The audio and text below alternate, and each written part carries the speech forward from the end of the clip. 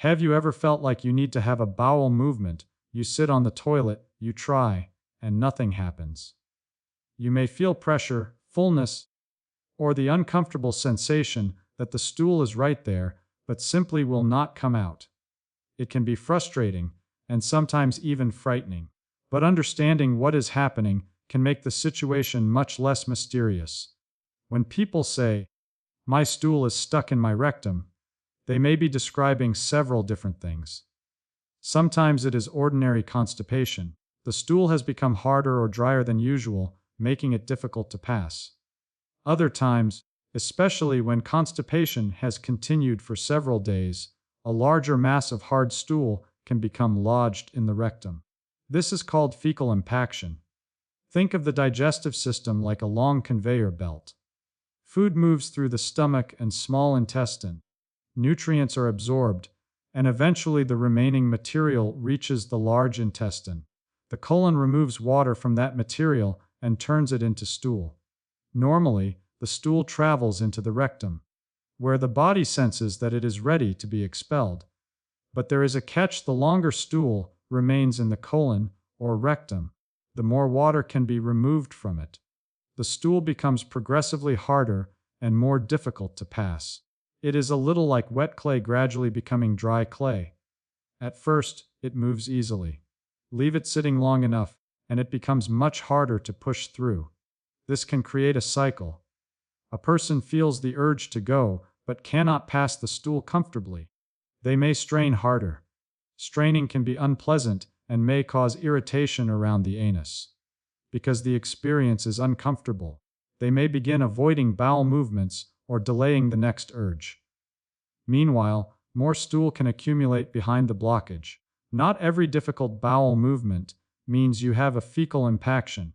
Constipation can simply mean that bowel movements are less frequent than usual, the stool is hard or lumpy, or you have to strain more than normal. Fecal impaction is more significant because a hardened collection of stool becomes firmly lodged and may require medical treatment.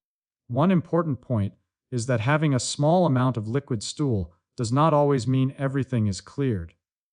In some cases of impaction, softer stool can move around the hardened mass and leak out.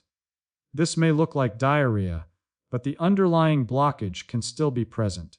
So the key idea is simple: stool stuck in the rectum is not one single diagnosis. It can range from temporary constipation to a genuine fecal impaction. And that distinction matters because the right response depends on what is actually happening. If symptoms are mild, simple measures may help.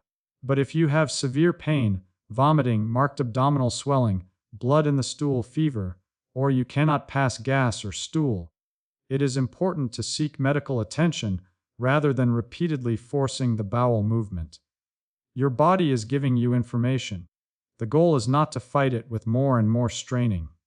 The goal is to understand why the stool is difficult to pass, recognize warning signs, and choose the safest next step. Now that we understand what people mean when they say, "My stool is stuck in my rectum," the next question is more important. Why does it happen in the first place? The answer is usually not mysterious. Your bowel needs the right combination of water, fiber, movement, and regular habits to keep stool moving. When one or more of these factors changes, stool can become harder, slower, and more difficult to pass. One common cause is not drinking enough fluid. Your colon naturally absorbs water from stool. That is part of its job. But if you are consistently dehydrated, the stool may become drier and harder. Imagine squeezing a wet sponge until most of the water disappears. What remains is much less flexible. Stool can behave in a similar way. Another major factor is not getting enough dietary fiber. Fiber adds bulk and helps stool retain water. Fruits, vegetables, beans, whole grains, and other fiber-rich foods can support regular bowel movements. But there is an important detail. Increasing fiber suddenly, while drinking very little fluid, can sometimes make bloating and constipation worse. Fiber generally works best when increased gradually and accompanied by adequate fluids. Then there is movement, or the lack of it. The intestines are not simply passive tubes.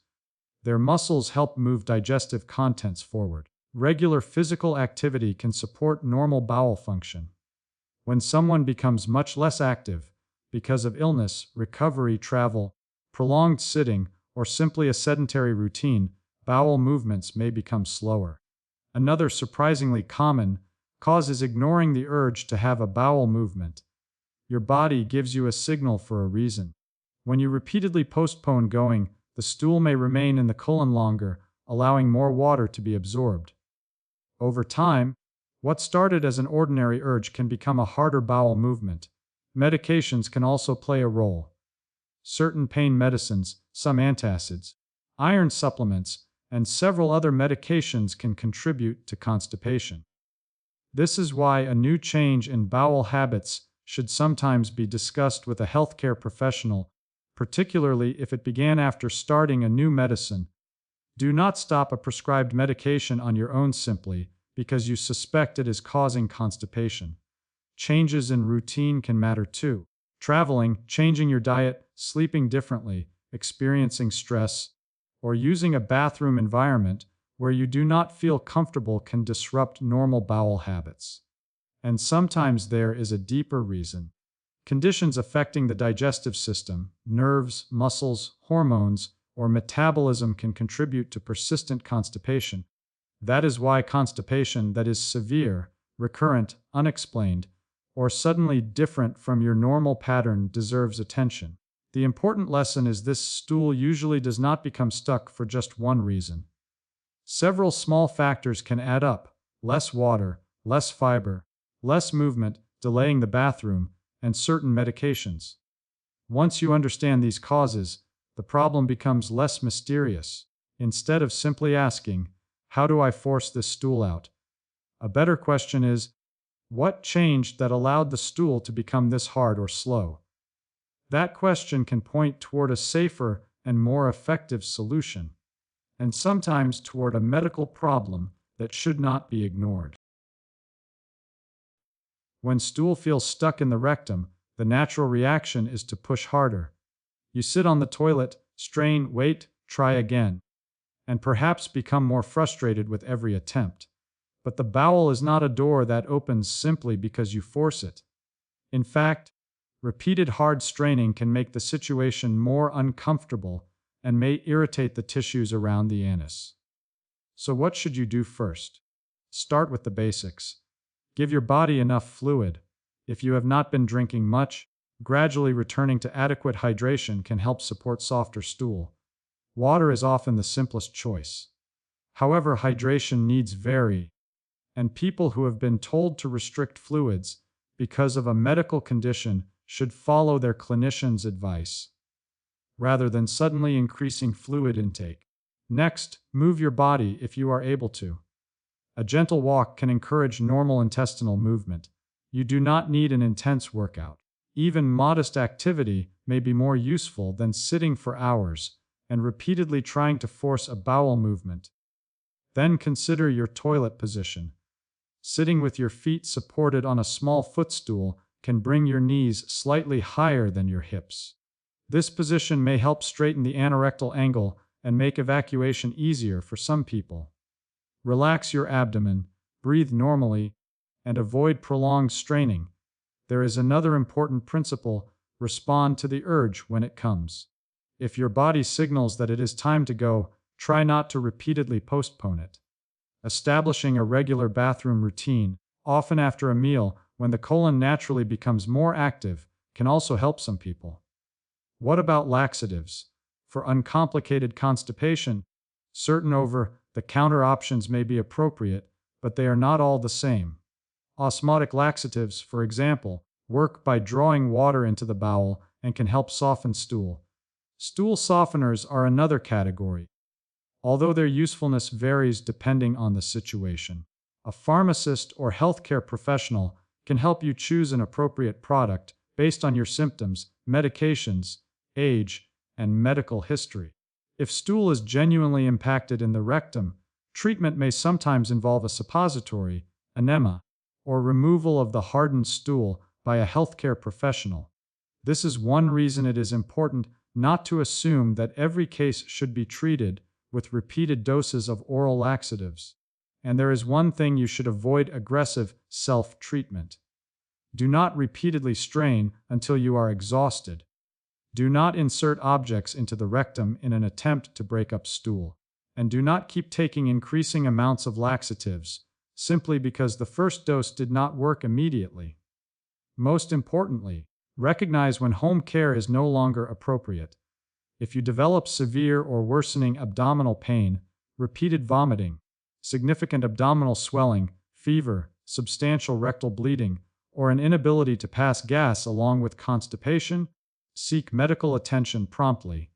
These symptoms can signal something more serious than ordinary constipation. The goal is not to win a battle against your bowel. The goal is to create the conditions that allow the bowel to do its job normally.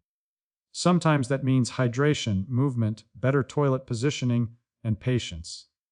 Sometimes it means an appropriate constipation treatment. And sometimes the safest treatment is simply to stop experimenting at home and get evaluated. Knowing which situation you are in is the real key. There is an important moment in dealing with constipation when the question changes from to, could something more serious be happening? Most episodes of constipation are uncomfortable rather than dangerous. But severe constipation, especially when stool is impacted in the rectum, can sometimes occur alongside problems that require medical attention. The mistake is not having constipation. The mistake is assuming every case can be solved by simply trying harder. Start with severe or worsening abdominal pain. Mild cramping can occur with constipation, but significant pain, especially pain that keeps getting worse, deserves attention. Your digestive tract contains many moving parts, and severe pain can sometimes indicate an obstruction or another condition that should be evaluated rather than treated blindly at home. Another warning sign is repeated vomiting.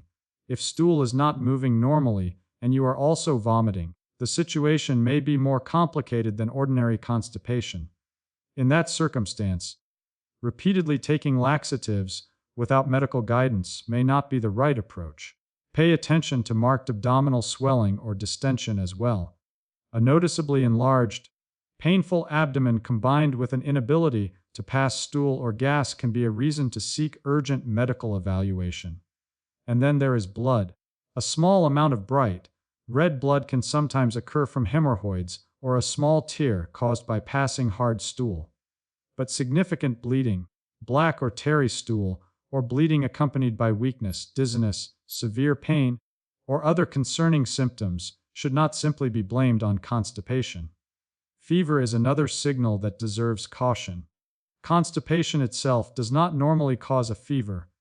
When fever appears alongside significant abdominal or rectal symptoms, infection or another medical problem may need to be considered. One particularly important combination is constipation plus inability to pass gas. Gas normally travels through the intestines and eventually leaves the body. If both stool and gas suddenly stop moving, particularly with pain, vomiting, or abdominal swelling, you should seek medical care promptly. There are also situations where the threshold for getting professional advice should be lower. For example, if constipation is suddenly very different from your normal bowel pattern, keeps returning, persists despite reasonable measures, or occurs with unexplained weight loss, persistent fatigue, or other unusual symptoms, it is worth discussing with a healthcare professional. Older adults and people taking multiple medications may also need extra caution because constipation can have several contributing causes, including medications and underlying medical conditions. The key lesson is simple: more effort is not always more treatment. Repeatedly sitting on the toilet and straining harder does not necessarily solve an obstruction or an impaction. In some circumstances, it can increase pain and irritation while delaying appropriate care. Think of your symptoms as information rather than an enemy to defeat. Mild constipation with no warning signs may improve with sensible measures. But severe pain, vomiting, substantial swelling, fever, significant bleeding, or inability to pass gas are signals to stop experimenting and get medical help. Knowing when to seek help is just as important as knowing what to do at home. When your body gives you a warning signal, listen to it. The safest decision is not always the most aggressive one. It is the one that matches what is actually happening. Getting rid of constipation is only half the job. The bigger goal is to make sure you do not keep ending up in the same uncomfortable situation. Think about your bowel like a routine system. It works best when you consistently give it what it needs: enough fluid, enough fiber, regular movement, and enough time to respond to its natural signals. You do not need a complicated health routine. Small habits, repeated consistently, can make a meaningful difference. First, pay attention to fluids. When your body does not have enough fluid available, stool can become harder and more difficult to pass. Drink regularly throughout the day, unless a healthcare professional has advised you to restrict fluids. There is no need to force enormous amounts of water. The goal is sensible, consistent hydration. Second, look at your fiber intake. Fiber helps add bulk to stool and can support regular bowel movements. Foods such as vegetables, fruits, beans, lentils, whole grains, and other plant foods can provide fiber. But increase fiber gradually rather than suddenly loading your diet with large amounts. A rapid increase can cause gas and bloating, particularly if your fluid intake is inadequate. Third, keep moving. Your intestines have their own muscular movements, and physical activity can support normal bowel function. You do not necessarily need strenuous exercise. Walking regularly, moving around during the day, and avoiding long periods of uninterrupted sitting can all be practical habits. Fourth, do not repeatedly ignore the urge to go. Your body has a communication system. When the rectum becomes filled, nerves send signals that it is time to have a bowel movement. If you continually suppress that signal, you may make your bowel routine less predictable. When you feel the urge, give yourself a reasonable opportunity to use the bathroom. Your toilet routine matters too. Try not to spend long periods sitting and scrolling on your phone while waiting for something to happen. Give yourself a few relaxed minutes. Keep your feet supported if that position is comfortable, breathe normally, and avoid excessive straining. There is another piece people often overlook: reviewing medications. If constipation began after starting a new medication or supplement, mention it to your doctor or pharmacist. Some medications can slow bowel movement or make stool harder. Never stop an important prescription medication without professional advice, but do ask whether an alternative or constipation management strategy is appropriate. Finally, pay attention to changes in your normal bowel pattern. You do not have to have a bowel movement at exactly the same time every day. Normal frequency varies between people. What matters is what is normal for you, and whether there has been a persistent or unexplained change. If constipation keeps returning despite reasonable lifestyle measures, do not simply keep adding more laxatives or ignoring the problem. A healthcare professional can look for contributing medications, dietary factors, pelvic floor problems, or underlying conditions. The simplest way to remember all of this is: hydrate, eat fiber gradually, move regularly, respond to the urge, and pay attention to changes. Your digestive system does not need perfection. It needs consistency. And if you ever develop severe abdominal pain, repeated vomiting, major swelling, significant bleeding, fever, or an inability to pass gas or stool, prevention is no longer the priority.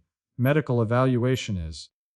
The goal is not merely to have one comfortable bowel movement. The goal is to build habits that help your digestive system keep moving comfortably and predictably over time.